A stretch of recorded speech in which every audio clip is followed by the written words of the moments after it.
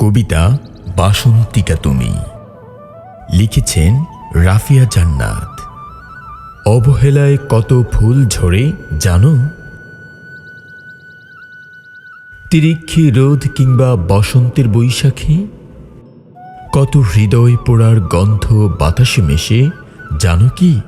রাখো কি তার কোনো খোঁজ? তুমি কি দাঁড়িয়েছিলে তার পাশে?